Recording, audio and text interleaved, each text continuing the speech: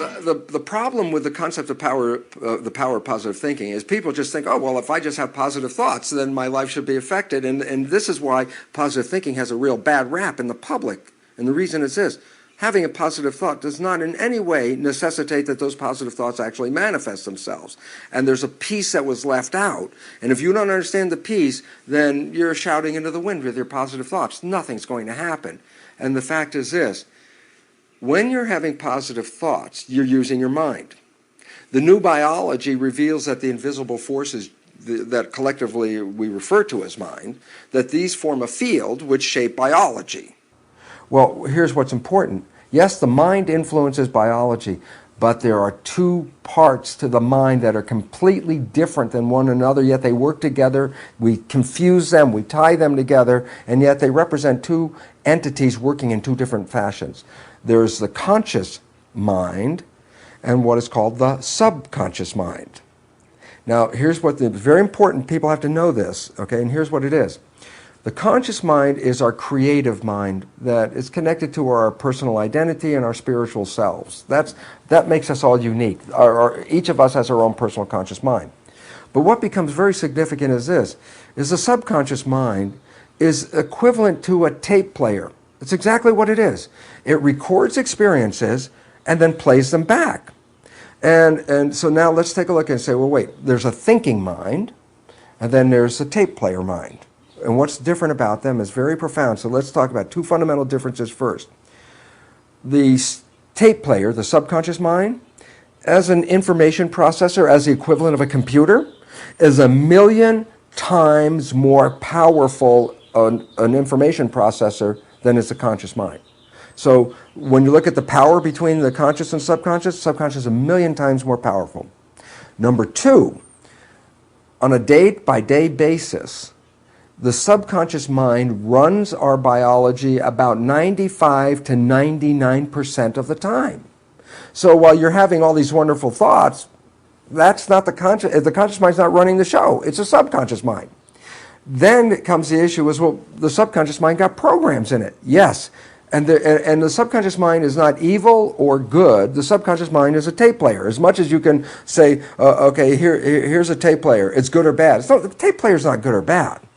The programs can be good, and the programs can be bad.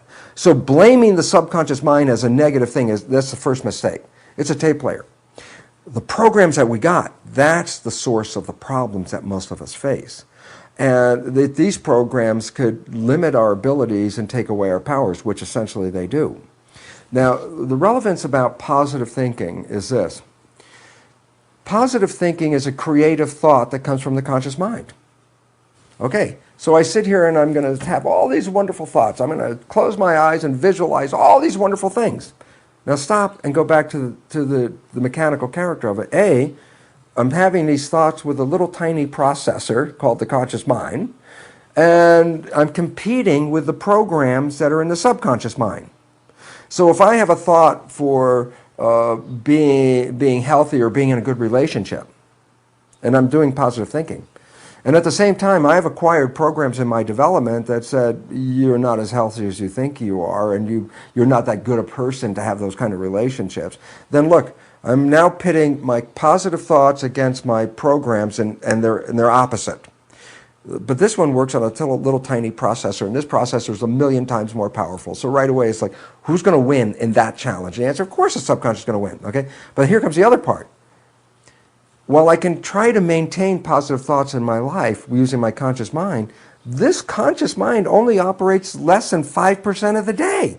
That says 95% or more of the day, I'm operating from the other belief system. The point is, do the math. How powerful are positive thoughts? And the answer is, unless the subconscious has the same programs in agreement as the conscious mind, power of positive thinking will not work. It will not work because you're competing against a much more powerful processor, okay? And this is the problem. And now here comes, let's add one more piece to the problem, then it really manifests the big problem that people in this world are facing today. And that is, the conscious mind and subconscious mind work together in tandem. Meaning, my conscious mind, as small a processor as it is, can run any aspect of my biology. I can run anything. I could run my heartbeat right now for you. I can speed up and slow down my heartbeat. I can change my body temperature with my conscious mind. We used to think those were involuntary, that the body had a part of the brain that ran all the things and your conscious mind only ran things like your muscles. That's not true. We now know that people who are very conscious can control every function in their body. But here's the problem. The conscious mind is a very small processor. The subconscious mind is a million times more powerful. You have to take care of your breathing, your heartbeat, your digestion, all your functions, your immune system, your respiration, your digestion, excretion. Your conscious mind can't focus on all that. So the nature of it is the function of the subconscious to carry out all the details and can carry out every one of the details. We could be essentially unconscious, which most people are, and our lives look exactly the same. Why? Because once you learn how to get dressed, you know how to get dressed. Once you know how to drive a car, you don't have to be conscious how to drive a car. You already got the program. So everything that we learn in our subconscious mind becomes automatic behavior, meaning it frees up the consciousness. So the consciousness doesn't have to be dealing with all the tasks. Well, when you free up the consciousness, then you have time for creative thinking. But here's the issue, and this is the catch. When the consciousness is not focusing on some job or some task, and let's say it's on a daydream mode, it's thinking about your vacation next week. You're going on vacation and you're thinking about the plans of your vacation in your conscious mind. Well, if your conscious mind is thinking about the vacation, who's running the day-to-day, moment-to-moment life? The answer is the subconscious. But now here's the catch. Does the conscious mind observe the behavior as it automatically plays from the subconscious mind? And I go back and say, well, where was your mind? It was thinking about the future. Well, if it's thinking about the future, then it wasn't paying attention, right? And the answer is, aha. The nature of the trade-off is the subconscious mind can run everything when the conscious mind is busy. If the conscious mind is busy, it's not paying attention. And so when it's not paying attention, it does not see the programs that are playing in the subconscious mind. So to give you like an amusing anecdote about it, is you know somebody and you know their parent, and you realize that this person and their parent pretty much have the same behavior. And so you, in enthusiasm, you burst on the scene and you say, you know, Mary, you're just like your mom. As soon as you say that to Mary, back away from Mary. Why? Because she's not going to take this in welcoming news for her. She's going to say, like, how can you say that? To her, she's not like her mom at all. And the issue is interesting. It's like the joke is, everybody else can see that Mary's like her mom, but Mary can't. Why not? And the answer is because when she's playing the programs which she got from her mother, which are in her subconscious, she's playing them because she's not paying attention, and so when they play, she doesn't see them, so she's surprised when people say that she behaves like her mom, even though that's what her life is all about. Now, the conclusion of why all this dialogue and why was it all important, the answer is this. That we do not see the subconscious when it plays. The subconscious has programs in it that we primarily got from other people in our development. And the significance about that is that if we are operating from this subconscious mind and not seeing it, then we're also not seeing that we're playing programs that may not be in any way supporting who we are and what we want.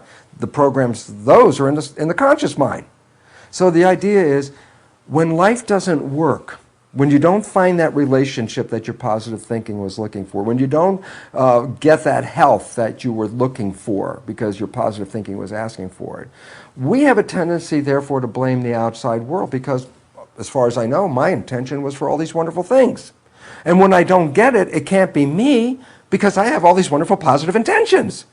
What we didn't see was while we were having those positive intentions, using our conscious mind for those positive intentions, the subconscious was running the show. And we didn't see that we generally sabotage and destroy or limit our own lives with behaviors that are not supporting us. And why this is important is because then we all generally cop the attitude that there are forces outside of me that control my life, and I am a victim of this world, and I can't do anything about it as a victim.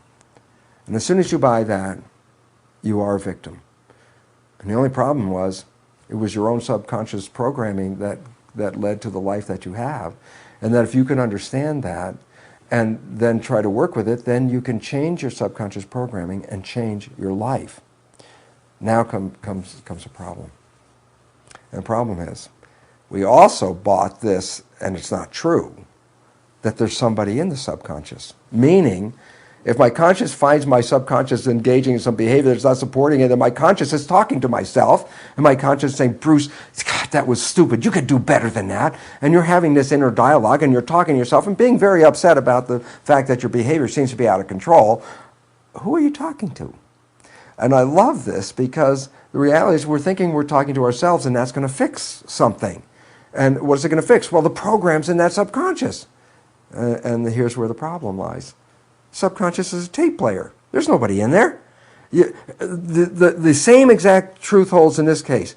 Get a tape player, put a cassette tape in it, push play, the program's running, and you don't like the programming, so here's what I want you to do. Go up and talk to the tape player. Go up and talk to it. Suggest that it change the program. Even tell it what you want it to play. Do all this, and then you realize the program still plays, it doesn't change, and then you get more upset with yourself. Why? Because you've asked this program to change, it's not changing yet. Then you get mad at yourself, you start yelling at yourself, and now you're berating yourself because you can't control the tape. Then that doesn't work, and then of course the last step, you have to bring God in because obviously you tried to change your life and it didn't work, so only God has to come in here now and change the tape. And the joke is, how much talking to a tape player does it take before the tape changes? And the answer is you can talk till you're blue in the face and it will not change. It's not that you can't change the tape, but you have to learn how to push the record button. And then you can record new programs in the subconscious. But our old belief system, like conventional psychology, let's go over and find out why my life is this way. Oh yeah, my mom did this to me, and my dad did this, and my friends did this, and now I make a whole list of all the reasons why my life is this way. I'm very clear. My conscious mind's got, oh God, I could play that movie. I can see it. And the question is, now that you're aware, did it change the tape player? And the answer is no. And that's why people get so upset. They go through all of this psychology, counseling and stuff. They know all the reasons. They still have the same life. So the issue is, you want to make change? Then you have to learn how to engage the tape player in a record mode and not just talk to it.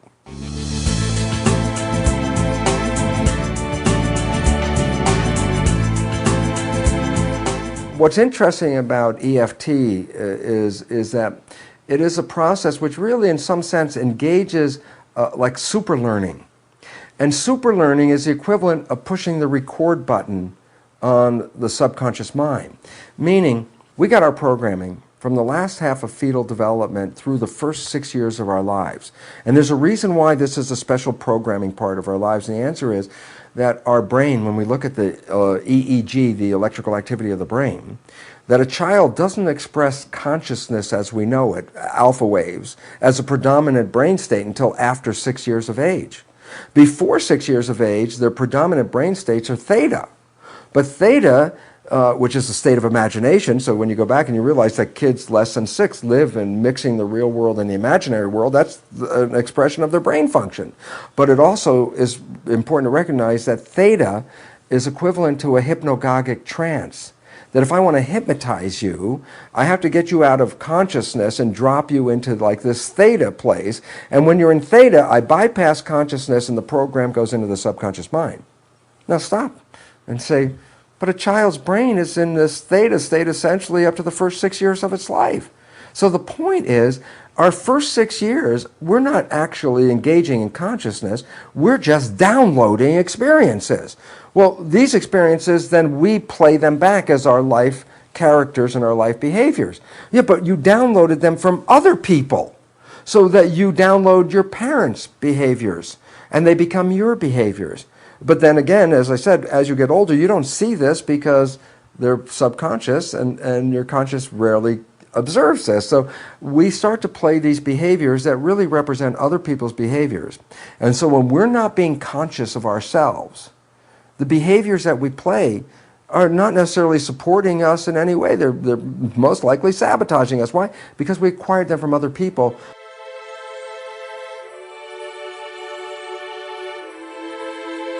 So what do we acquire in our development is that we're just average people, that we have no extraordinary powers, that even healing isn't one of our powers, because when we were in that 0 to 6 year period, every time we got sick, we were told we had to go to the doctor to get healed.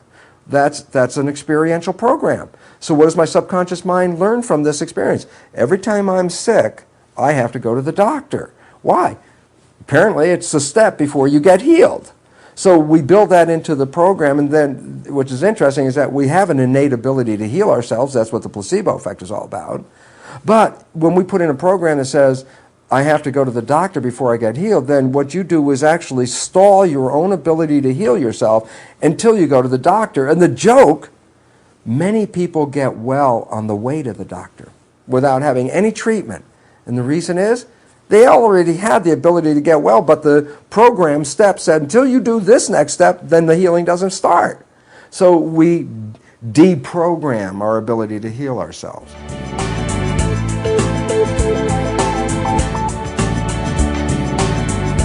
It's based on the individual. It's always been that way. But because we've been so programmed to devalue ourselves and disempower ourselves, that we look at ourselves as victims and frail biological entities, ripe for bacteria to eat us up and all these other things. It's like, this is totally untrue. So the issue is we have to start from that belief and change these beliefs of who we are. We are profoundly powerful people. Look, you can walk across hot coals, a woman can lift a car off of an infant without thinking about it. Down south, the Baptist fundamentalists of the Pentecostal faith work themselves up in a Jesus state and drink strychnine in toxic doses to demonstrate that God protects them. They're not harmed by the strychnine. I mean, you can walk across fire, you can drink poison, you can lift thousands of pounds. Where's the frail image come from? And that's a belief. But the problem is, if you believe you are frail, if you believe you are susceptible, if you believe you have a terminal illness, they manifest because that's called the nocebo effect.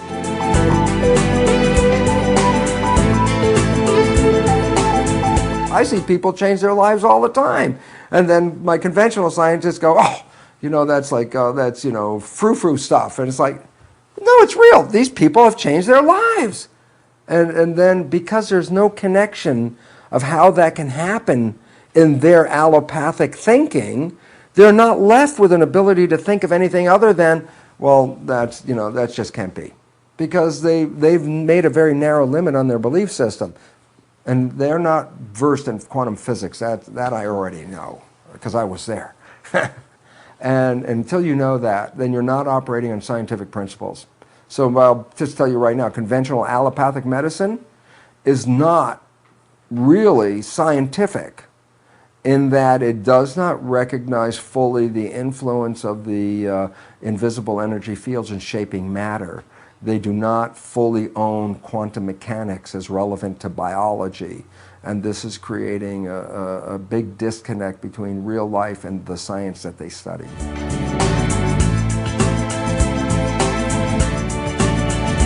Number one, the belief that is taught is that biology in the world we live in operates according to Newtonian principles. Unfortunate part about that is quantum mechanics 100 years ago said that's obviously not true, and physicists know this is not true, and yet medicine doesn't buy into it because it still focuses on the material reality and lets go of the invisible shaping fields that quantum physics emphasizes as primary. Okay, so we have to change that belief system. We have to get people to recognize that the field and the thoughts and all these other things are as important as anything else in shaping the matter we live in. Number two, the belief which I blew away years ago, but it's still being taught in school, is the concept that genes control life. This is totally false. Genes control nothing. Control is an action. A gene is a blueprint. It's physically, literally a string with blueprint data on it. Why is that relevant? It's interesting. Go to an architect's office, and the architect's working on a blueprint, and then lean over the architect's shoulder and say, is that blueprint on or off? And he looks at you, the blueprint's not on or off, it's a blueprint. Yeah, but we talk about genes being on and off, like genes are turning on and genes are turning off. And the question is, but genes are blueprints. They can't turn on and off. There is no on and off. It's just the blueprint. It's a pattern.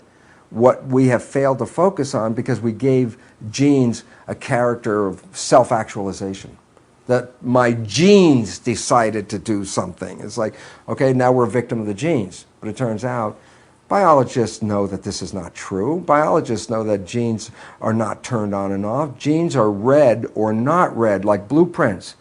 Then all of a sudden it says, well, it's not the blueprint that's important. If the blueprints were self-actualizing, an architect could go by a building site, drop the blueprints off, come back 2 weeks later, and the building will be there. That's what we think about animals and plants. The genes are blueprints, and they'll control all this. It's like, no, the blueprints are important. I'm not saying they're not. You got the bad blueprints, you got some problems going on here.